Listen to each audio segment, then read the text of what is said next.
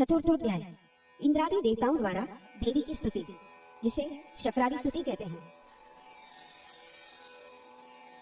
चतुर्थ अध्याय में महिषासुर के वध से अत्यंत हर्षित देवतागण भगवती की शक्रादि स्तुति से पूजा करते हैं और उन्हें प्रसन्न करके यह वरदान मांगते हैं कि संकट के समय स्मरण करने मात्र से देवी उनकी सारी बाधाओं को नष्ट करने के लिए सदैव उपस्थित रहे। यह एक ऐसी अद्भुत स्तुति है जिसमें स्तुति के साथ साथ देवी का अमोघ कवच भी है। इस स्तुति में देवता कहते हैं कि जो मनुष्य यह स्तुति करेंगे उन्हें धन, यश, मनचाहा जीवन साथी, उत्तम संतान एवं स्वर्ग की प्राप्ति होगी। साथ ही जब जब वे भगवती दुर्गा का स्मरण करेंगे तब तब देवी उनकी रक्षा करने के लिए सदैव उपस्थित रहेगी। इस अध्याय का पाठ करते समय हमें इस प्रकार देवी का ध्यान करना चाहिए। सिद्धि की इच्छा रखने वाले पुरुष जिनकी सेवा करते हैं तथा देवता जिन्हें सब ओर से घेरे रहते हैं, उन जया नाम वाली दुर्गा देवी का ध्यान करें। उनके श्री अंगों की आभा काले मेघ के समान श्याम है। वे अपने कटाक्षों से शत्रु समूह को भय प्रदान करती हैं। उनके मस्तक पर आबद्ध चंद्रमा की रेखा शोभा पाती है। वे अपने हाथों में शंख, चक्र, कृपाण और त्रिशूल धारण करते हैं। उनके 3 नेत्र हैं। वे सिंह के कंधे पर चढ़ी हुई हैं और अपने तेज से तीनों लोगों को परिपूर्ण कर रही हैं।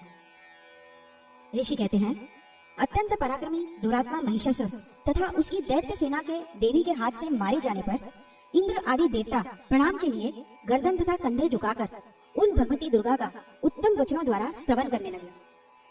उस समय उनके सुंदर अंगों में अत्यंत हर्ष के कारण रोमांच हो आया था। शक्रादि स्तुति।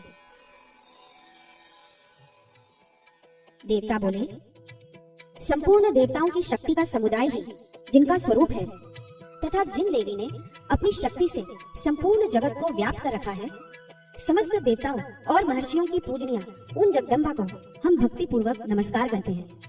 वे हम लोगों का कल्याण करें। जिनके अनुपम प्रभाव और बल का वर्णन करने में भगवान शेषनाग, ब्रह्मा जी तथा महादेव जी भी समर्थ नहीं है, वे भगवती चंडिका संपूर्ण जगत का पालन एवं अशुभ भय का नाश करने का विचार करें। जो पुण्यात्माओं के घरों में स्वयं ही लक्ष्मी रूप से, पापियों के यहाँ दरिद्रता रूप से, शुद्ध अंतःकरण वाले पुरुषों के हृदय में बुद्धि रूप से, सत्पुरुषों में श्रद्धा रूप से तथा कुलीन मनुष्यों में लज्जा रूप से निवास करती हैं, उन आप भगवती दुर्गा को हम नमस्कार करते हैं। देवी, आप संपूर्ण विश्व का पालन कीजिए। देवी, आपके इस अचिंत्य रूप का, असुरों का नाश करने वाले भारी पराक्रम का तथा समस्त देवताओं और दैत्यों के समक्ष युद्ध में प्रकट किए हुए आपके अद्भुत चरित्रों का हम किस प्रकार वर्णन करें। आप संपूर्ण जगत की उत्पत्ति में कारण हैं। आप में सत्वगुण, रजोगुण और तमोगुण ये तीनों गुण मौजूद हैं, तो भी दोषों के साथ आपका संसर्ग नहीं जान पड़ता। भगवान विष्णु और महादेव जी आदि देवता भी आपका पार नहीं पाते। आप ही सबका आश्रय हैं।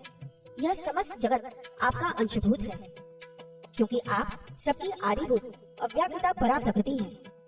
देवी, संपूर्ण यज्ञों में जिसके उच्चारण से सब देवता तृप्ति लाभ करते हैं, वह स्वाहा आप ही हैं। इसके अतिरिक्त आप पितरों की भी तृप्ति का कारण हैं। अतएव सब लोग आपको स्वदा भी कहते हैं। जो मोक्ष की प्राप्ति का साधन है, अचिंत्य महाव्रत स्वरूपा है, समस्त दोषों से रहित, जितेंद्रिय, तत्व को ही सार वस्तु मानने वाले तथा मोक्ष की अभिलाषा रखने वाले मुनिजन जिसका अभ्यास करते हैं, वह भगवती पराविद्या आप ही हैं। आप शब्द स्वरूपा हैं। अत्यंत निर्मल ऋग्वेद, यजुर्वेद तथा उद्गीत के मनोहर पदों के पाठ से युक्त सामवेद का भी आधार आप ही हैं। आप देवी त्रयी और भगवती हैं। इस विश्व की उत्पत्ति एवं पालन के लिए आप ही वार्ता के रूप में प्रकट हुई। आप संपूर्ण जगत की घोर पीड़ा का नाश करने वाली हैं। देवी, जिससे समस्त शास्त्रों के सार का ज्ञान होता है, वह मेधा शक्ति आप ही है। दुर्गम भवसागर से पार उतारने वाली नौका रूप दुर्गा देवी भी आप ही है। आपकी कहीं भी आसक्ति नहीं है। कैठव के शत्रु भगवान विष्णु के वक्षस्थल में एकमात्र निवास करने वाली भगवती लक्ष्मी तथा भगवान चंद्रशेखर द्वारा सम्मानित गौरी देवी भी आप ही है। आपका मुख मंद मुस्कान से सुशोभित, निर्मल, पूर्ण चंद्रमा के बिंब का अनुकरण करने वाला और उत्तम सुवर्ण की मनोहर कांति से कमनीय है। तो भी उसे देखकर महिषासुर को क्रोध हुआ और सहसा उसने उस पर प्रहार कर दिया। यह बड़े आश्चर्य की बात है। देवी वही मुख जब क्रोध से युक्त होने पर उदय काल के चंद्रमा की भांति लाल और तनी हुई भुवों के कारण विकराल हो उठा, तब उसे देखकर जो महिषासुर के प्राण तुरंत नहीं निकल गए, यह उससे भी बढ़कर आश्चर्य की बात है। क्योंकि क्रोध में भरे हुए यमराज को देखकर भला कौन जीवित रह सकता है। देवी आप प्रसन्न हो। परमात्मा स्वरूपा, आपके प्रसन्न होने पर जगत का अभ्युदय होता है और क्रोध में भर जाने पर आप तत्काल ही कितने कुलों का सर्वनाश कर डालते हैं। यह बात भी अनुभव में आई है, क्योंकि महिषासुर की यह विशाल सेना क्षण भर में आपके कोप से नष्ट हो गई। सदा अभ्युदय प्रदान करने वाली आप जिन पर प्रसन्न रहते हैं, वे ही देश में सम्मानित हैं। उन्हीं को धन और यश की प्राप्ति होती है। उन्हीं का धर्म कभी शिथिल नहीं होता तथा वे ही अपने हृष्ट पुष्ट स्त्री, पुत्र और भृत्यों के साथ धन्य माने जाते हैं। देवी आपकी ही कृपा से पुण्यात्मा पुरुष प्रतिदिन अत्यंत श्रद्धा पूर्वक सदा सब प्रकार के धर्मानुकूल कर्म करता है और उसके प्रभाव से स्वर्ग लोक में जाता है। इसलिए आप तीनों लोकों में निश्चय ही मनोवांछित फल देने वाली है। माँ दुर्गे, आप स्मरण करने पर सब प्राणियों का भय हर लेती है और स्वस्थ पुरुषों द्वारा चिंतन करने पर उन्हें परम कल्याणमयी बुद्धि प्रदान करती है। दुख, दरिद्रता और भय हरने वाली देवी, आपके सिवा दूसरी कौन है जिसका चित्त सबका उपकार करने के लिए सदा ही दयाद्र रहता हो। देवी, इन राक्षसों के मारने से संसार को सुख मिले तथा ये राक्षस चिरकाल तक नरक में रहने के लिए भले ही पाप करते रहे हों, इस समय संग्राम में मृत्यु को प्राप्त होकर स्वर्ग लोक में जाएं, निश्चय ही यह सोचकर आप शत्रुओं का वध करती हैं। आप शत्रुओं पर शस्त्रों का प्रहार क्यों करते हैं? समस्त शस्त्रों को दृष्टिपात मात्र से ही भस्म क्यों नहीं कर देते? इसमें एक रहस्य है। ये शत्रु भी हमारे शस्त्रों से पवित्र होकर उत्तम लोकों में जाएं, इस प्रकार उनके प्रति भी आपका विचार अत्यंत उत्तम रहता है।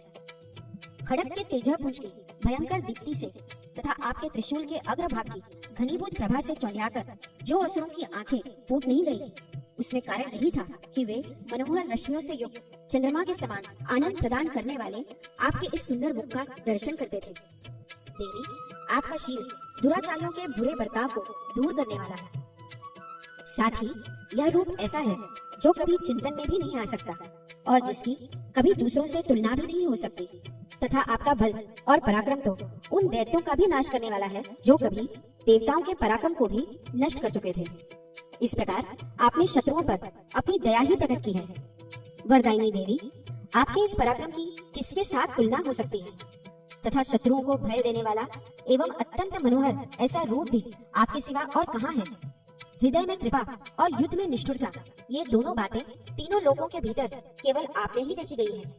माता, आपने शत्रुओं का नाश करके इस समस्त त्रिलोकी की रक्षा की है। उन शत्रुओं को भी युद्ध भूमि में मारकर स्वर्ग लोक में पहुंचाया है तथा उन्मत्त दैत्यों से प्राप्त होने वाले हम लोगों के भय को भी दूर कर दिया है। आपको हमारा नमस्कार है। कवच आरंभ। देवी, आप शूल से हमारी रक्षा करें। अंबिके, आप खड़ग से भी हमारी रक्षा करें तथा घंटा की ध्वनि और धनुष की टंकार से भी हम लोगों की रक्षा करें। चंडिके, पूर्व, पश्चिम और दक्षिण दिशा में आप हमारी रक्षा करें तथा ईश्वरी, अपने त्रिशूल को घुमाकर आप उत्तर दिशा में भी हमारी रक्षा करें। तीनों लोकों में आपके जो परम सुंदर एवं अत्यंत भयंकर रूप विचरते रहते हैं, उनके द्वारा भी आप हमारी तथा इस भूलोक की रक्षा करें। अंबिके, आपके कर पल्लवों में शोभा पाने वाले खड़ग, शूल और गदा आदि जो जो अस्त्र हो, उन सब के द्वारा आप सब ओर से हम लोगों की रक्षा करें। ऋषि कहते हैं, इस प्रकार देवताओं ने जगन माता दुर्गा की स्तुति की और नंदन वन के दिव्य पुष्पों एवं गंध, चंदन आदि द्वारा उनका पूजन किया। फिर सबने मिलकर जब भक्ति पूर्वक दिव्य धूपों की सुगंध निवेदन की, तब देवी ने प्रसन्न वदन होकर प्रणाम करते हुए सब देवताओं से देवी बोली, देवताओं, आप सब लोग मुझसे जिस वस्तु की अभिलाषा रखते हो उसे मांगो। देवता बोले, भगवती ने हमारी सब इच्छा पूर्ण कर दी, अब कुछ भी बाकी नहीं है, क्योंकि हमारा यह शत्रु महिषासुर मारा गया। महेश्वरी, इतने पर भी यदि आप हमें और वर देना चाहती हैं, तो हम जब जब आपका स्मरण करें तब तब आप दर्शन देकर हम लोगों के महान संकट दूर कर दिया करें तथा प्रसन्न मुखे अंबिके, जो मनुष्य इस स्तोत्र द्वारा आपकी स्तुति करे, उसे वित्त, समृद्धि और वैभव देने के साथ ही उसकी धन और स्त्री आदि संपत्ति को भी बढ़ाने के लिए आप सदा हम पर प्रसन्न रहें। ऋषि कहते हैं, राजन, देवताओं ने जो अपने तथा जगत के कल्याण के लिए भद्रकाली देवी को इस प्रकार प्रसन्न किया, तब वे तथास्तु कहकर अंतर्ध्यान हो गई। भोपाल, इस प्रकार पूर्व काल में तीनों लोकों का हित चाहने वाली देवी जिस प्रकार देवताओं के शरीर से प्रकट हुई थी, वह सब कथा मैंने कह सुनाई। अब पुनः देवताओं का उपकार करने वाली वे देवी दुष्ट दैत्यों तथा शुंभ निशुंभ का वध करने एवं सब लोगों की रक्षा करने के लिए गौरी देवी के शरीर से जिस प्रकार प्रकट हुई थी, वह सब प्रसंग मेरे मुंह से सुनो। मैं उसका आपसे यथावत वर्णन करता हूँ। इस प्रकार श्री मार्कंडेय पुराण में सावर्णिक मनवंतर की कथा के अंतर्गत देवी महात्म्य में शक्रादि स्तुति नामक चौथा अध्याय पूरा हुआ।